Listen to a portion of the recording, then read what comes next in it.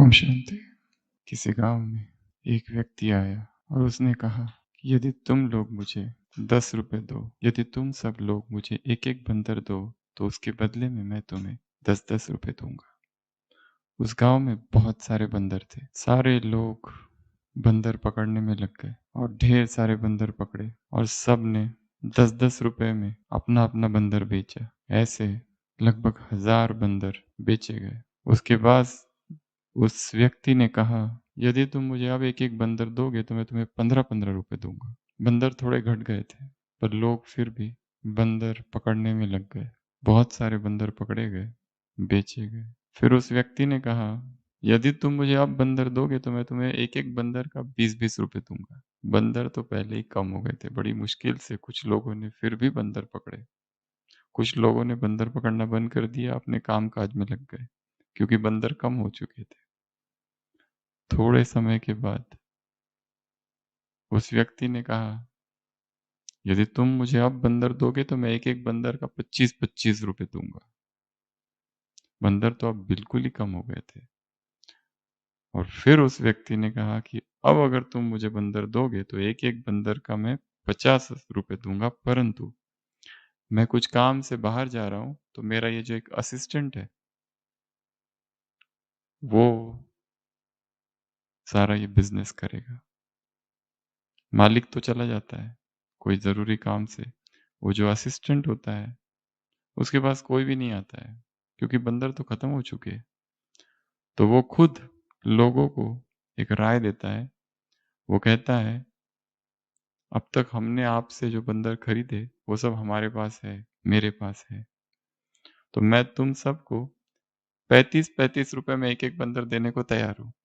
जब मालिक आएगा तो तुम उसको 50 में बेच देना। और ऐसा ही होता है। और थोड़े ही देर के बाद, थोड़े ही समय के बाद, ना तो मालिक रहा ना तो असिस्टेंट, और बच गए केवल बंदर ही बंदर। जब जीवन में असंतुष्टता रहती है तो व्यक्ति उपाय ढूंढता है पैसे कमाने का, और जहां सहज मिल जाता है वहां उसका मोह बढ़ जाता है। और इस मोह से ब्राह्मण भी कभी कभी नहीं बच पाते। ऐसी बहुत सारी स्कीम्स आई और डुबा के चली गई। कुछ एक का फायदा भी हुआ होगा, पर अधिकतर तो नुकसान ही हुआ। जो जो कर्म श्रीमत के अनुसार नहीं किया जाएगा वहां पश्चाताप होगा। वो सारी डील्स, वो सारा बिजनेस, वो सारी लेन देन पैसों की, जहां पर श्रीमत नहीं, ज्ञान नहीं, वो सब एक दिन उदासी की ओर ढकेल देगी। पांडवों से मुलाकात। मोह किसमें है पांडवों का? पैसों में। भगवान की आज्ञा है, पैसों की लेन देन न करो इस तरह से कि जिसमें दुख हो। जो कहानी सुनाई, उस कहानी का जो बिजनेस है, उसके लिए एक शब्द है मंकी बिजनेस। मंकी बिजनेस अर्थात झूठ। मंकी बिजनेस अर्थात जिसमें छल, कपट, छलावा, एक्सप्लॉइटेशन, एक्सटॉर्शन, चीटिंग, डिसेप्शन, ये सब कुछ है जिसमें। और ऐसी सारी खरीद फरोख्त, ऐसे सारे बिजनेस, ऐसे सारे लोभ, ऐसे सारे मोह जो श्रीमत अनुसार नहीं है, आत्मा को एक दिन उदास कर देंगे। अवज्ञा की, दंड मिला। श्रीमत को तोड़ा, खुशी गायब। अभी इसी समय दंड मिलेगा। बेचैनी हुई, व्याकुलता आई, अर्थात दंड है। अस्थिरता आई मन में अर्थात दंड है। भगवान ने ढेर सारी श्रीमत दे रखी। चोर गेट को क्या कर दो? बंद। कमजोर स्वभाव संस्कार का भगवान की श्रीमत है। मेरे जीवन के कौन से चोर गेट है जहां से स्थिति चुराई जाती है? भगवान की श्रीमत है दुखी, तड़पती हुई, प्यासी आत्माएं। क्या करूं उनको? साधना का बल नहीं है उनके पास, सीधा सिद्धि चाहती है, उन्हें मुक्ति धाम तुम पहुंचाओ। कैसे? अपनी शक्तियों से, अपने साइलेंस के पावर से। श्रीमत है भगवान की। माताओं के लिए क्या श्रीमत दी है आज बाबा ने? जय माता की।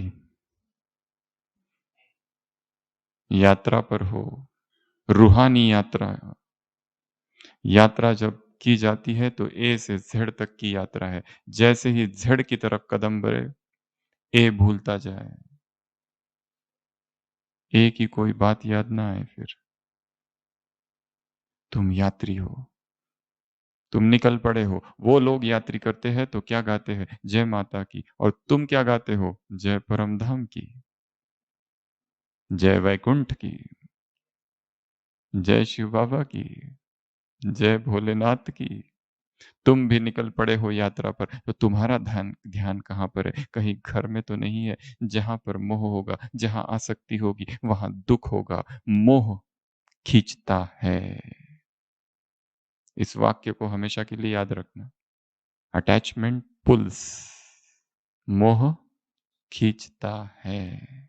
जिसमें मोह है उसको दुख तो हमें दुख, उसको बुखार तो इधर मन में बुखार, उधर धन की समस्या, इधर हलचल। ये तो होगा ही। ये दूसरा अच्छा वाक्य है मुरली में। ये तो होगा ही। अपनी डायरी में और अपने मन की डायरी में नोट करके रखो। मोह खींचता है। यदि किसी भी में भी मोह है तो वो मोह खींचते रहेगा, आकर्षित करते रहेगा, उड़ने नहीं देगा। मोह की काली पट्टी जिनकी आंखों पर लगी है वो यथार्थ को नहीं देख पाएंगे। मोह की छाया, मोह का अंधकार, मोह की व्याधि, मोह की बीमारी, मोह का व्यसन। बाबा ने कहा जितना न्यारे रहेंगे उतना बाप को याद कर सकेंगे। याद नहीं ठहर रही अर्थात जरूर किसी न किसी में मोह है। निर्मोही। तो माताओं के लिए श्रीमत निर्मोही। श्रीमत तोड़ी, अवज्ञा की, दंड मिला। दंड है उदासी, दंड है मन खाली खाली लगता है, दंड है कुछ भी अच्छा नहीं लगता है, दंड है पाप तो कोई किया नहीं फिर भी ये खालीपन, स्पिरिचुअल एम्प्टीनेस, स्पिरिचुअल ड्राइनेस। अंग्रेजी में कहा जाता है dark night of the soul, आत्मा का अंधकार, आत्मा की अंधकारमयी रात। ये शब्द उनके लिए प्रयोग किया जाता है जो प्रभु के मार्ग पर निकल पड़े हैं, जो अध्यात्म के राही है, जो अलौकिक मार्ग पर निकल पड़े हैं, जो धार्मिक व्यक्ति है। Dark night of the soul, spiritual emptiness. एक वैक्यूम क्रिएट हो जाता है, एक रिक्तता, एक अपूर्णता। क्यों है वो अपूर्णता पता नहीं चलता, पर कारण बाबा ने आज बताया है। जरूर कहीं ना कहीं मोह है। गृहस्थियों के लिए क्या श्रीमत दी है आज? गृहस्थी अर्थात कमल पुष्प समान, कीचड़ में है परंतु अस्पर्शित, अलिप्त। ब्राह्मणों के लिए श्रीमत है खुदाई खिदमतगार हो। आत्माओं के लिए श्रीमत हो सीताएं हो। क्या करना है तुमको? राम के कदम में कदम, सजनिया हो साजन के कदम पर कदम, बच्चे हो बाप के कदम पर कदम, फुट स्टेप। जो बाप ने किया, जो कहा वो किया। ये है नंबर 1 आज्ञाकारी बच्चे। भगवान को कौन से बच्चे प्रिय है? जो अति बुद्धिमान है वो या आज्ञाकारी? संसार में लौकिक माता पिता को कौन ज्यादा प्रिय होता है? जो बहुत बुद्धिमान है वो, या वो हर आज्ञा मानते हैं वो? जो ज्यादा आज्ञाकारी है वो अधिक प्रिय होते हैं। श्रीमत ही बाप का कदम है। आज्ञा ही कदम है, राय ही कदम है। भगवान के ऑर्डर्स, भगवान का ऑर्डिनेंस ही कदम है। तो आज की मुरली किस विषय पर है? किस पर है? हुँ? किस पर है? आज्ञाकारी बनने पर। ओबीडियंस। 4 प्रकार के ओबीडियंस होते हैं। पहला ओबीडियंस सैनिक का ओबीडियंस। उसे कहा गया लेफ्ट तो लेफ्ट, उसे कहा गया राइट तो राइट, अबाउट टर्न तो अबाउट टर्न, विश्राम, सावधान, ओबीडियंस। ये पहला ओबीडियंस। दूसरा ओबीडियंस होता है पेड सर्वेंट। अपने बॉस के सामने क्या कहता है? यस बॉस, हाँ जी, यस सर। ये भी एक ओबीडियंस है। तीसरा ओबीडियंस है गुलाम को ओबीडियंस। एक गुलाम जिसकी अपनी कोई स्वतंत्रता नहीं है, उसको तो मानना ही पड़ता है। और तीसरा ओबीडियंस है एक प्रेमी का। वो भी बात मानता है, परंतु वहां कोई एक्सपेक्टेशन नहीं है, कोई रिटर्न की कामना नहीं है, कुछ उसे रिटर्न में नहीं चाहिए। वो संपूर्ण आज्ञाकारी है। इस प्रेमी में भी 3 प्रकार हैं। पहला, जहां थोड़ी अपनी बुद्धि चलती है। गुरु ने शिष्य से कहा, गृहस्थ शिष्य से कहा कि तुम्हारा मुझ पर विश्वास है, एक पूरा विश्वास है, आपके लिए कुछ भी कर दूं। गुरु कहता है जाओ अपने बेटे का गला काट दो। आज्ञा तो है, सोचता है नहीं नहीं, गुरु ऐसे नहीं कह सकते। शायद गलती से कहा होगा। अच्छा मानूंगा, परंतु शायद हो सकता है थोड़ा सा चीरा लगा दूंगा यहाँ, फिर काटू कैसे? ऐसे कैसे कह सकते हो? समर्पण तो पूरा है, पर ये थोड़ी सी बुद्धि चलाई है, ढाल ली है अपने अनुसार, उस आज्ञा को एडजस्ट कर लिया कि शायद ऐसा कहा होगा या मजाक ही कर रहे होंगे। ये पहला प्रेम वाला। दूसरा, गुरु ने कहा जाओ अपने बेटे का गला काट दो। जैसा गुरु ने कहा वैसा कर दिया, बस बिना सोचे। ये दूसरा। तीसरा, गुरु ने कहा जा अपने बेटे का गला काट दो। इतनी खुशी कि गुरु ने मुझे कोई आज्ञा दी है पहली बार। गुरु की खुशी मेरी खुशी है। इसे कहते हैं कंप्लीट ओबीडियंस। इन तीनों के परे और एक ओबीडियंस भी है जिसको कहते हैं एब्सोल्यूट ओबीडियंस। वो क्या होगा? इसके भी परे। हम्म? इसके भी परे एक आज्ञाकारी है, वो कौन सा हो सकता है? शिष्य अपने बेटे के साथ में आया है। गुरु कहता है अरे तुम्हारा बेटा कहाँ है, वो क्यों नहीं आया? शिष्य कहता है हाँ मुझे भी नहीं समझ में आ रहा है वो क्यों नहीं आया, बाजू में है पर उसे दिख भी नहीं रहा है, क्योंकि गुरु ने कहा वो नहीं है तो नहीं है। बाबा ने कहा आ करो, अंडा खाओ।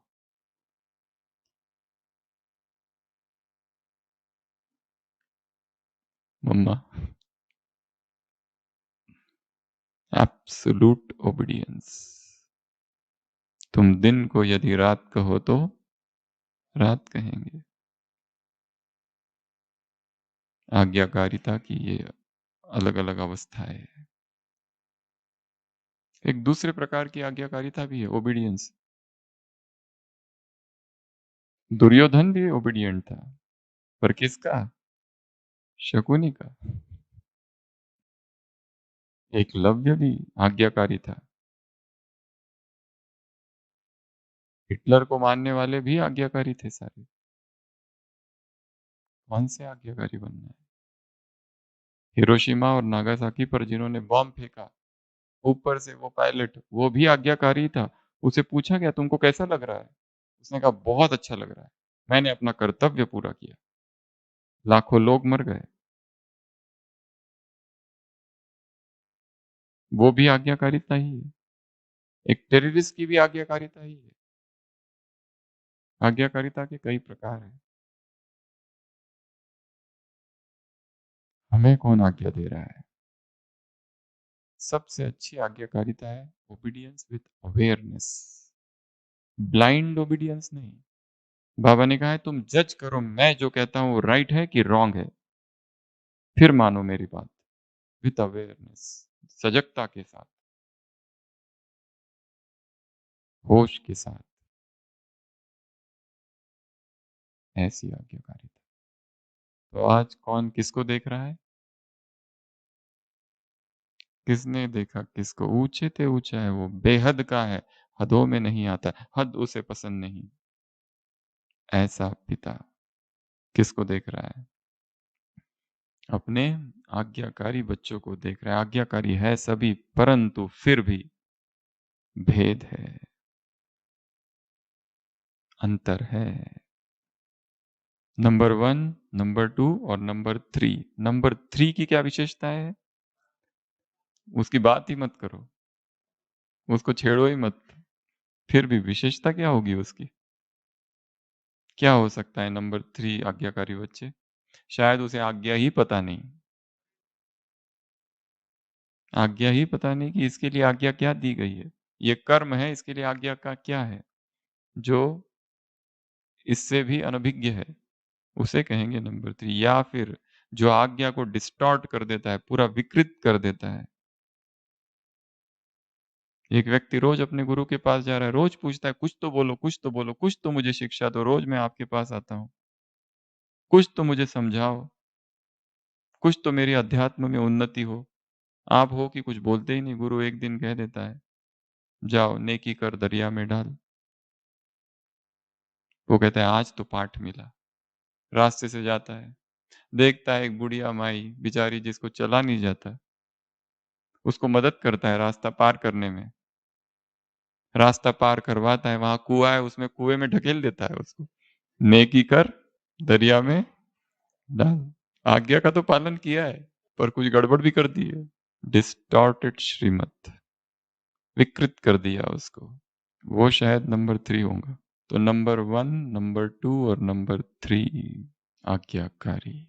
नंबर 1 आज्ञाकारी, 10 निशानियां बाबा ने सुनाई है। सबसे पहली, वो सदा आज्ञाकारी है, कभी कभी नहीं, सदा, निरंतर। सुबह भी आज्ञाकारी है, दोपहर में भी आज्ञाकारी है, रात में भी आज्ञाकारी है, नींद से जाग उठाओ तो भी आज्ञाकारी है, हर पल आज्ञाकारी है, प्रतिपल हमेशा ही आज्ञाकारी है।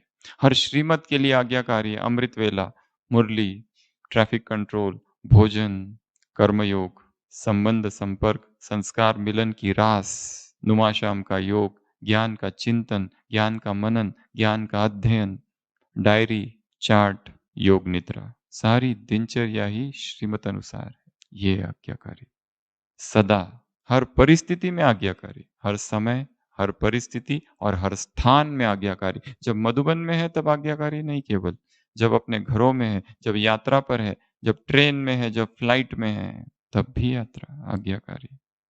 ऐसे नहीं हम तो ट्रेन में जा रहे थे इसलिए अमृत वेला मिस। ऐसे नहीं हम तो बहुत थक गए थे इसके लिए अमृत वेला मिस। अमृत वेला प्रथम श्रीमत है। उस संसार के रहने वाले लोगों की नींद 8 घंटा होती है, तुम्हारी होनी चाहिए आधी। साकार महावाक्य। 1 बजे के बाद अमृत वेला चालू हो जाता है, जब उठो तुम्हारी मर्जी। 12 बजे तक का समय गंदा होता है, छोड़ देना चाहिए। तुम कब उठते हो और क्या करते हो? 2 से 3 को प्रभात कहा जाता है, ब्रह्म मुहूर्त कहा जाता है, अमृत वेला कहा जाता है। साकार महावाक्य है ये सारे बाबा के। क्या कर रहे हो उस समय? सो रहे हो कि जागृत अवस्था में बैठे हो? ये प्रथम श्रीमत है। श्रीमत तोड़ी, दिन भर उदासी, दुख, उलझन, बेचैनी, व्याकुलता, विकारों का आक्रमण, माया का चोर गेट ओपन। श्रीमत है, बंद कर दो। तो फर्स्ट नंबर आज्ञाकारी बच्चों की सबसे पहली निशानी क्या है? वो सदा आज्ञाकारी है। सेकंड नंबर की हम बाद में देखेंगे, पहले पहले नंबर की गिनाते हैं सारे। दूसरा, स्वतः, सहज, स्मृति स्वरूप। स्वतः, सहज, स्मृति स्वरूप, उसे श्रीमत याद है। और कैसी याद है? स्वतः याद है, सहज याद है, परंतु उस सहज याद के लिए उसने काम किया है। एक एक श्रीमत को पकड़ा है, एक एक श्रीमत को देखा है, एक एक घंटा, दो दो घंटा एकांत में बिताए हैं उस श्रीमत को समझने के लिए। ये क्या श्रीमत है? क्या है ये? सुन तो लिया क्लासेस में, परंतु वो मेरी कहाँ हुई? अपनी घोट तो नशा चढ़े। जब तक मैं उसका अपना चिंतन नहीं करूँगा, तब तक वो मेरी अंदर नहीं जाएगी। वो मेरा भाग नहीं बनेगी। वो किसी और का है, मेरा नहीं। एक-एक श्रीमत को देखो। अमृत वेला मिस हो रहा है, क्यों हो रहा है? मुरली का चिंतन नहीं हो रहा है, क्यों नहीं हो रहा है? जाते हैं और सीधा भोजन कर लेते हैं। उसमें ना याद है, किस कारण से कर रहे हैं? स्वाद के लिए, रस के लिए, रूप के लिए, गंध के लिए, गंध की वजह से, आदत की वजह से, व्यसन की वजह से। श्रीमत तो खो गई। स्वतः सहज स्मृति स्वरूप। हर एक अमृत वेला बैठकर लिस्ट निकालनी है श्रीमत की। ये मेरा जीवन है और ये श्रीमत है। अपनी ही दिनचर्या को देखो सुबह से रात तक। सुबह उठा, श्रीमत है। उसके बाद क्या किया? 5 बजे के बाद। 6 बजे क्या किया? 7 बजे क्या किया? 8 बजे क्या किया? मोमेंट टू मोमेंट श्रीमत क्या है? बिट टू बिट श्रीमत। ट्रैफिक कंट्रोल में क्या करता हूँ? भोजन बनाते समय क्या स्मृति है? भोजन करते समय क्या स्मृति है? कितनी सजगता है चलता हूँ तो? नहाते समय कौन-सी स्मृति है? प्रतिपल स्मृति स्वरूप। क्या ऐसी सजगता है? Alertness, mindfulness. सोता हूँ तो किन विचारों से सोता हूँ? मोबाइल पर क्या करता हूँ? क्या प्रत्येक क्लिक श्रीमत अनुसार है? क्या प्रत्येक कॉल, मैसेज श्रीमत अनुसार है? चेक और चेंज। आज की मुरली की लास्ट लाइन। चेक और चेंज। तो फर्स्ट नंबर आज्ञाकारी अर्थात क्या करेगा वो? सहज, स्वतः, स्मृति, स्वरूप। तीसरा, जो फर्स्ट नंबर आज्ञाकारी है, उसे कर्म में मेहनत नहीं लगेगी। सहज, स्मृति स्वरूप तो है, परंतु कर्म में भी उसको कोई मेहनत नहीं है। सभी ने शास्त्रों की कहानी सुनी होगी, धौम्य ऋषि और आरुणि। बारिश हो रही है, आश्रम भीग रहा है, आश्रम के आसपास खेत है। आरुणि कम बुद्धिमान है, परंतु आज्ञाकारी है। जाओ आरुणि, देखो क्या हो रहा है। जो मेड़ लगी हुई है, कहीं पानी तो नहीं बह आया? आरुणि जाता है, देखता है सारा पानी खेतों में बह रहा है, रोकता है, परंतु एक मेड़ ऐसी है कि वहां पर पानी रुक नहीं रहा है। वो अपने आप को, गुरु ने तो कहा है रोकना है पानी को, खुद ही लेट जाता है। रात भर लेटा रहता है और पानी को रोके रहता है। सब परेशान कि अभी तक आरुणि आया क्यों नहीं? देखने जाते हैं, यहाँ वहां नहीं मिलता है। फिर गुरु खुद जाते हैं, गुरु चिल्लाते हैं, "आरुणि तुम कहाँ है?" परंतु वो उठेगा भी कैसे? क्योंकि गुरु की आज्ञा थी पानी को रोकना है। रात भर लेटा हुआ है, पानी से तर-बितर भीगा हुआ। Absolute obedience. आरुणि कम बुद्धिमान है। गुरु चिल्लाते हैं, "आरुणि तुम कहाँ हो?" आरुणि कहता है, उठता नहीं है वो, लेट कर ही बोलता है, "मैं यहाँ हूँ।" क्योंकि पानी अंदर आ जाएगा खेतों में। गुरु आते हैं और उसको गले से लगा लेते हैं, ये दृश्य देखकर। सभी शिष्य रोमांचित हो जाते हैं। गुरु उसको वरदान देते हैं कि आज से सारे वेदों का ज्ञान तेरा हुआ बिना पढ़े। ये आशीर्वाद है तुमको। तू सभी वेदों का ज्ञाता हुआ। उसी को उद्दालक कहा गया है, उद्दालक, जो पानी से जन्मा है। तो हर कर्म सहज हो जाता है जब व्यक्ति आज्ञाकारी होता। तीसरी निशानी हर कर्म सहज और चौथी निशानी बाप की आशीर्वाद, दुआ, लिफ्ट, वरदान।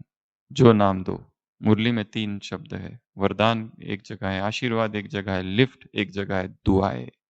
जो कुछ करोगे बाप की दुआएँ मिलेगी। यदि आज्ञाकारी हो तो। पुरुषार्थ उसकी आज्ञा पर चलने का करना है। दुआएँ परिणाम होगा। पुरुषार्थ उसकी आज्ञा पर चलना है, चलने का है। उसका आशीर्वाद वरदान होगा। चाहे कोई कम ज्ञानी हो, उसे अपने आप सारा ज्ञान बुद्धि में आ जाएगा।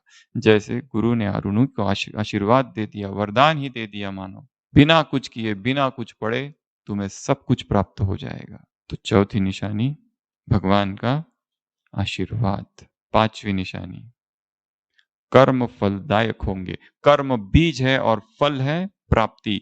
तो हर कर्म फलदायक होगा, उसमें दो फल मिलेंगे। कौन से? सफलता और संतुष्टता। अपने आप से भी संतुष्ट, श्रीमत पर चले अपने आप से संतुष्ट, अपने कर्मों से भी संतुष्ट, और संबंध संपर्क में जो भी आ रहे वो भी संतुष्ट। ये तीनों ही प्रकार की संतुष्टता मिलेगी। ये कर्म का फल है, क्योंकि कर्म बीज है और कर्म शक्तिशाली है ऐसी आत्माओं का, क्योंकि हर कर्म श्रीमत अनुसार है। माय वे और यूर वे नहीं, द वे, एंड श्रीमत इज द वे। मेरा मार्ग और तुम्हारा मार्ग नहीं, एकच, एकच, जिसको बाबा कहते हैं the only way, the absolute path. ये पांचवी निशानी। हाँ, इसके लिए क्या कहा? परंतु फिर भी कोई कोई संतुष्ट होते नहीं है। क्या किया जाए उनका? क्या किया जाए? कोई कोई ने प्रतिज्ञा ले रखी है कि हम तुमसे संतुष्ट नहीं होंगे, तुमको सर्टिफिकेट कभी नहीं देंगे, चाहे मर जाएंगे तो तुमको सर्टिफिकेट नहीं देंगे, जो करना है कर लो। बाबा ने क्या कहा उनके लिए? क्या कारण है उनका? MESS, mess. पहला, मिसअंडरस्टैंडिंग। वो असंतुष्ट इसलिए, श्रेष्ठ आज्ञाकारी आत्मा है, दादिया है, उनसे भी असंतुष्ट है। अरे दादिया छोड़ो, बाबा से भी असंतुष्ट है कुछ कुछ। बाबा इस भाई से इतना क्यों मिल रहे हैं? ना तो कभी अमृत वेला दिखता है, बाबा भी टाइम वेस्ट कर रहे हैं, पीछे बैठ बैठ के संकल्प चलते हैं ये स्टेज पर। भगवान भी है क्या? भगवान को पता नहीं है कौन है? विचार आते हैं, भगवान से भी असंतुष्ट है। वो बुद्धिमानों की बुद्धि सोच रहे हैं शायद भगवान भी धोखे में आ रहे हैं। मिसअंडरस्टैंडिंग, पहला कारण मिसअंडरस्टैंडिंग। दूसरा कारण ई, ई अर्थात एक्सपेक्टेशंस, आशाएं बहुत ज्यादा है, अपेक्षाएं बहुत ज्यादा है। सुबह क्लास सुन रहे थे हम किसी बहन का, जानकी दादी का उदाहरण दे रहे थे। एक भाई दादी से कहता है, दादी इस बहन के साथ हम दोनों मिलके एक नया सेंटर चालू करना चाहते हैं। दादी जानकी ने कहा ना, मना कर दिया, नाराज हो गया। अब इसमें दादी की गलती है या उसकी अपेक्षाएं ही ऐसी है, इच्छाएं ही श्रीमत विरुद्ध है। बड़े जो अति श्रेष्ठ आज्ञाकारी बच्चे, उनसे भी असंतुष्ट हो जाते हैं, पर उनकी असंतुष्टता कारण दादी नहीं है, वो स्वयं है। उनकी एक्सपेक्टेशंस, उनकी इच्छाएं है। और तीसरा, स्वभाव संस्कार, अपने ही स्वभाव संस्कार, अपने ही किसी कार्मिक अकाउंट के कारण वो असंतुष्ट है। तो ऐसों का क्या करें? उनका कुछ करना ही नहीं है। सकाश दो बस। परंतु इसका अर्थ ये भी नहीं है कि मुझसे जो असंतुष्ट है वो इन कारणों से है। ये भी उल्टा अर्थ लिया जा सकता है कि हम सबको असंतुष्ट करते जाए और सोचे ये उनकी मिसअंडरस्टैंडिंग है, उनका स्वभाव संस्कार है, ये उनका कार्मिक अकाउंट है, या उनकी ज्यादा इच्छाएं है। ये भी नहीं। और अगर हम दूसरी ओर है, और यदि बड़ों से हम असंतुष्ट है, तो हम अपनी चेकिंग करें कि शायद ये मेरी ही एक्सपेक्टेशंस ज्यादा, इच्छाएं ज्यादा है, अपेक्षाएं ज्यादा है, या फिर ये सोचे कि ये मेरा ही कोई कार्मिक अकाउंट है, या मेरी ही कोई मिसअंडरस्टैंडिंग है। दोनों तरफ से सोचना है, क्योंकि हम कभी इस ओर रहेंगे, कभी इस ओर रहेंगे। पुरुषार्थ किसी को संतुष्ट करने का नहीं करना है, पुरुषार्थ बाप की श्रीमत पर चलने का करना है। हर एक को संतुष्ट करते बैठेंगे तो चाटुकार बन जाएंगे, खुशामद करने वाले बन जाएंगे, और सभी संतुष्ट कभी होंगे ही नहीं। ऐसा कहा जाता है कि सभी को संतुष्ट करना अर्थात एक तराजू में दो जीवंत मेंढकों को तौलना। एक मेंढक को इधर रखा, दूसरा छलांग लगाकर उधर। दो मेंढकों को एक साथ नहीं तोला जा सकता, वो भी जीवंत। एक को इधर, दूसरा नीचे। सभी को संतुष्ट करना मुश्किल है, पर ये लक्ष्य भी नहीं। हमें संतुष्ट किसी को करने का लक्ष्य नहीं है। हमारा लक्ष्य है श्रीमत पर चलना, उसका वो परिणाम होगा। और जो नहीं होंगे संतुष्ट, उसको क्या क्या कर सकते हैं? छोड़ दो उसको। अपनी अनैतिक मांगों के लिए, मांगों की वजह से वो असंतुष्ट है। क्या कर सकते हैं? मिसअंडरस्टैंडिंग के कारण असंतुष्ट है और इतना बड़ा संगठन है, इतनी भिन्न-भिन्न प्रकार की आत्माएँ हैं। मिसअंडरस्टैंडिंग स्वाभाविक है, होगी ही। ऐसा हो नहीं सकता कि एक व्यक्ति दूसरे व्यक्ति को पूर्ण रीति से समझ जाए। जैसे हम यहाँ जो कुछ कह रहे हैं, इसको तोड़-मरोड़ कर बहुत सारी बातें कही बनाई जा सकती है इसी की। एक बहुत बड़ा फिलॉसफर हुआ था, चांग त्सू। वो अपने मित्र के साथ जा रहा था, वो मित्र भी बड़ा दार्शनिक है। दोनों जा रहे हैं, एक तालाब है, तालाब में मछलियाँ हैं। चांग त्सू कहता है, "देखो मछलियाँ कितनी खुश है, कितनी नाच रही है, कितनी गा रही है।" वो दोस्त कहता है, "तुम्हें कैसा पता कि मछलियाँ खुश है? क्या तुम मछली हो?" चांग त्सू कैसा है, "क्या तुम मैं हो? तुम्हें कैसा पता कि मुझे पता नहीं कि मछलियाँ नाच रही है? क्योंकि तुम मैं तो नहीं हो ना, तो तुम ये कैसे कह सकते हो कि मुझे पता नहीं है?" हर व्यक्ति अलग है। हमेशा हम बताते हैं पति-पत्नी साथ रहते हैं जीवन पर्यंत, 60 साल। क्या पति कह सकता है मैंने अपनी पत्नी को समझ लिया? या पत्नी कह सकती है मैंने अपने पति को पूर्ण रीति से समझ लिया? कभी नहीं। एक 80 वर्ष का व्यक्ति डिवोर्स केस फाइल करता है, उसकी पत्नी की उम्र है 70। वो वकील कहता है इस उम्र में? पति कहता है आखिर कब तक सहन करूँ? आखिर कब तक? तो आज्ञाकारी नंबर 1 आज्ञाकारी बच्चों की 5वीं निशानी क्या है? तीनों ही कर्म कैसा होगा? फलदायक। हर कर्म में सफलता होगी, हर कर्म में संतुष्टता होगी। दूसरे संतुष्ट हो ना हो। बाबा ने पर ये भी कहा है, वो सेकंड नंबर में चले जाएँगे। अगर खुद संतुष्ट है, ठीक है, कर्मों से भी है, ठीक है, पर दूसरे नहीं है, तो भी सेकंड। परंतु 5% की छूट दी है। 5% है ऐसे, जिन्होंने प्रतिज्ञा की है सर्टिफिकेट न देने की। छठवीं निशानी, जो नंबर 1 संतुष्ट है, वो जो नंबर 1 आज्ञाकारी है, वो कभी भी विचलित नहीं होंगे। उनके मन में ऐसा नहीं आएगा, मैंने ऐसा क्यों कर दिया, ऐसा करना चाहिए था। मतलब उस समय बेहोशी में थे। अर्थात वो स्मृति स्वरूप की स्थिति नहीं थी, कर्म कर लिया, बाद में याद आया, अरे ये श्रीमती, अरे ऐसा नहीं करना चाहिए था, ये क्यों कर दिया। गए भोजन में बहुत भूख लगी, फटाफट खा लिया, बाद में खाते-खाते पता चला ओहो! बाबा को तो याद किया ही नहीं। छोटी-छोटी अवज्ञाओं का क्या हो जाता है? बाबा ने कहा बोझ, छोटी-छोटी अवज्ञाओं का भी खाता है, छोटी-छोटी अवज्ञाओं का भी ढेर जमा हो जाता है, हिसाब-किताब है। जैसे उन स्वभाव संस्कार का, जैसे उन विकर्मों का हिसाब है, वैसे इसका भी हिसाब है। तो पहला कल अमृत वेले तो यही काम करना, आज तक ब्राह्मण बनने के बाद जितनी अवज्ञाएँ की है, उन सबको आग लगाना। क्योंकि कौन-सी स्थिति चाहिए इसको जलाने के लिए? अग्नि स्वरूप, बीज रूप, लाइट हाउस, माइट हाउस की स्थिति चाहिए। उस स्थिति के बिना इस स्थिति के केवल बाबा से हल्की-फुल्की बातें चल रही है, उसमें विकर्म विनाश नहीं होते हैं। अग्नि स्वरूप प्रकट करना पड़ेगा। जैसे मैं बैठा हूँ और सप्त अग्नियों को प्रकट करो अपने इर्द-गिर्द। आग ही आग है मेरे इर्द-गिर्द, 7 प्रकार की अग्नि, वैराग की अग्नि, ज्ञान की अग्नि, पवित्रता की अग्नि, लगन की अग्नि, त्याग की अग्नि, प्रभु प्रेम की अग्नि, तपस्या की अग्नि। ये सारी अग्नियों को प्रकट करो। ये अग्नि जल रही है और उसके बीच में मैं बैठा हूँ तपस्वी।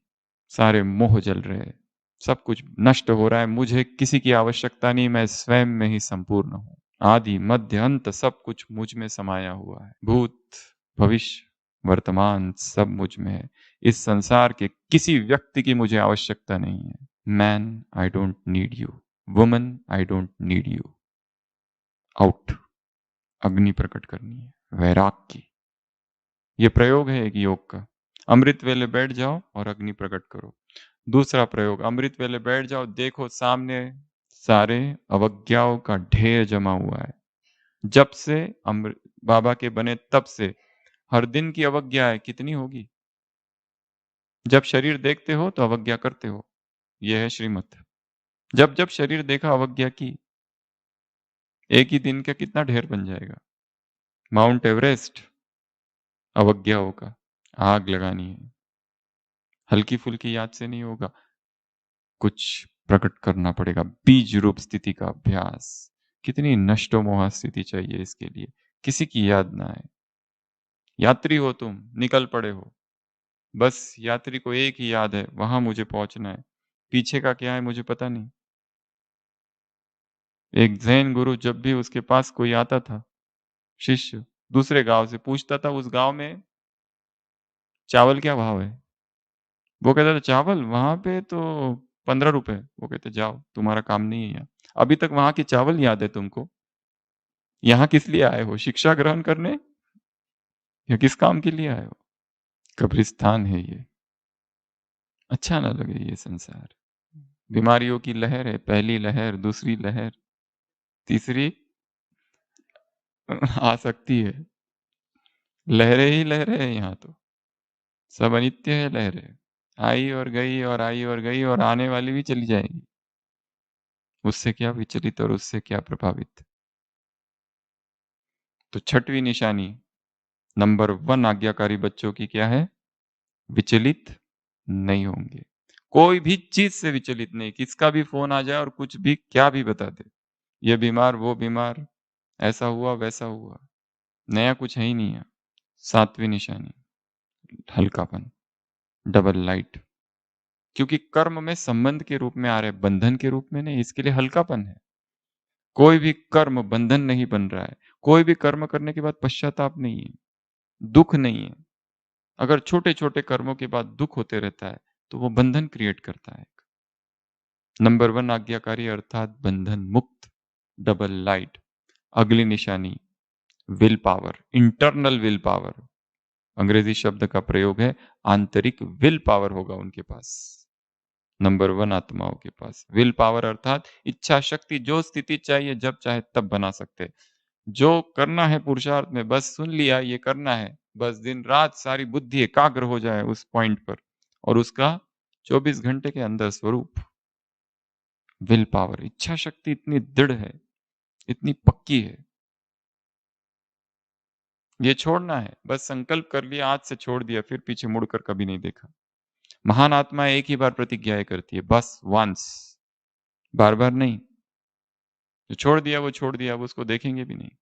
अगली निशानी अतीन्द्रिय सुख। अतीन्द्रिय सुख। जो नंबर 1 होंगे उनको अतीन्द्रिय सुख की अनुभूति होगी। और लास्ट संपन्न होंगे, भरपूर होंगे। तो ये 10 निशानियां हैं किन आत्माओं की? नंबर 1 आज्ञाकारी। और जो नंबर 2 है, अब नीचे से चालू करो। नंबर 1 है भरपूर, नंबर 2 है खाली-खाली लगता है। क्यों खाली-खाली लगता है? क्योंकि अवज्ञा है और अवज्ञा की बड़ी गहरी परिभाषा दी है। अवज्ञा अर्थात ये नहीं करना। अवज्ञा अर्थात विधि पूर्वक न करना, ये भी अवज्ञा है। विधि पूर्वक न करना ये भी अवज्ञा है। ऊपर-ऊपर से करना ये भी अवज्ञा है। दिखावे के लिए करना ये भी अवज्ञा है। फटाफट प्रदर्शनी समझा रहे हैं। ये देखो प्रदर्शनी। पहले अज्ञान में थे तो रोटी, अभी ज्ञान में आए तो पूरी, चलो आगे। फोटो वैसा ही है ना चित्र का? फटाफट टाइम कहाँ है? काम चलाओ। ये भी अवज्ञा है। काम तो कर रहे हैं पर दिखावे के लिए। काम तो कर रहे हैं परंतु उसमें मनमत मिक्स कर रहे हैं। काम तो कर रहे हैं परंतु वो दिल से नहीं कर रहे, ऊपर-ऊपर से कर रहे हैं, सतही कर रहे हैं। आत्मा उसमें इन्वॉल्व नहीं है। उस तरह का ओबीडियंस है वो। काम तो किया, ये कोई नहीं कह सकता कि नहीं किया। किया तो सही, परंतु झूठ है उसमें, मिथ्या है वो, व्यभिचार है उसमें। अमृत वेला उठे थे सही परंतु नींद कर रहे थे पूरा अमृत वेला। तो क्या ये नंबर 1 आज्ञाकारी हुआ?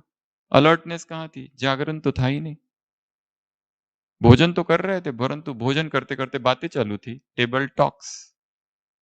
भोजन तो कर रहे थे परंतु मन में भाव था, इसमें ये कम है, उसमें वो कम है, इसमें ये चाहिए था, उसमें वो चाहिए था।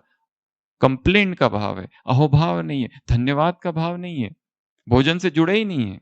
वो तो श्रीमत नंबर 1 हुआ ही नहीं, नंबर 2 होगा, इसीलिए खालीपन होगा।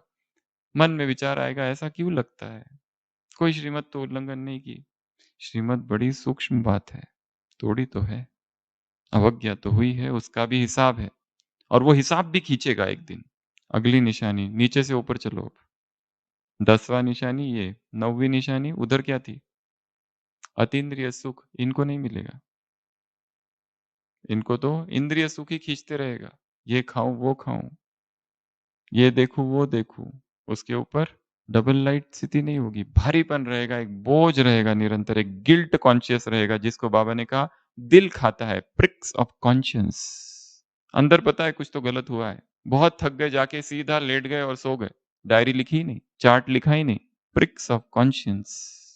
नुमा शाम का योग था। किचन में कुछ बना रहे थे उस समय। वो समय था योग करने का, कुछ और कर रहे थे। श्रीमत है संपूर्ण ब्रह्मचर्य। फिर भी किसी से दोस्ती करने का विचार चालू था। संबंध बढ़ाने का विचार चालू था। संबंधों का विस्तार करने का विचार चालू था। उसके ऊपर आ जाओ। विचलित मन निरंतर विचलित होगा, हमेशा पश्चाताप की अवस्था रहेगी। ये नहीं करना चाहिए था, ये क्यों कर दिया? ओहो, ऐसा नहीं करना चाहिए था। उसके ऊपर सफलता संतुष्टता नहीं होगी। जो कर्म करेंगे उसमें असफल, असंतुष्ट। उसके ऊपर उसके ऊपर कर्म में क्या होगा? मेहनत। हर चीज में मेहनत होगी। आशीर्वाद नहीं मिलेगी बाबा की, हर चीज में पुरुषार्थ करना पड़ेगा। दुआएं नहीं होगी। उसके ऊपर सहज नहीं होगा, स्मृति बाद में आएगी। और सबसे पहला, सदा नहीं होगा, कभी कभी होगा। ऐसे कैसे? सदा नंबर 1 आज्ञाकारी आत्माओं को ऐसे, सहज पुरुषार्थी आत्माओं को, सहज स्वतः स्मृति स्वरूप आत्माओं को ऐसे, निर्मोही आत्माओं को ऐसे, धन के पीछे न भागने वाले पांडवों को ऐसे, सीताओं को ऐसी, सजनियों को ऐसे, कमल समान आत्माओं को ऐसे, कुमारों को ऐसे। कैसे कुमारों को? जो शांति की किरणें फैलाने वाले कुमारों को, अनुभूति कराने वाले कुमारों को, नवीनता लाने वाले कुमारों को, कमाल करने वाले कुमारों को ऐसे, बाप को प्रत्यक्ष करने वाले कुमारों को ऐसे, जय भोलानाथ गाते हुए रूहानी यात्रियों को ऐसे, जय वैकुंठ की यात्रा करने वाले रूहानी यात्रियों को ऐसे, संतुष्ट मणियों को, सबको संतुष्ट करने वाली आत्माओं को ऐसे, चेक और चेंज करने वाली आत्माओं को ऐसे, क्या करने वाले? खुदाई खिदमतगार आत्माओं को ऐसे, माया के गेट बंद करने वाली आत्माओं को, ढेर सारे सोमाने, एक कोई भी श्रीमत ले लो, उसकी गहराई में जाओ, उसका स्वरूप बन जाओ, तो बाबा खुश होगा और उसकी आशीर्वाद मिलेगी। और उसकी आशीर्वाद मिल गई तो फिर सारी मुरलियां एकदम अंदर, पढ़ने की आवश्यकता ही नहीं, सब कुछ आरूणी हो जाएंगे फिर तो ऐसी आत्माओं को बाप दादा का याद प्यार, गुड नाइट और नमस्ते। हम रूहानी बच्चों की रूहानी बाप दादा को याद प्यार, गुड नाइट और नमस्ते। ओम शांति। ओम शांति।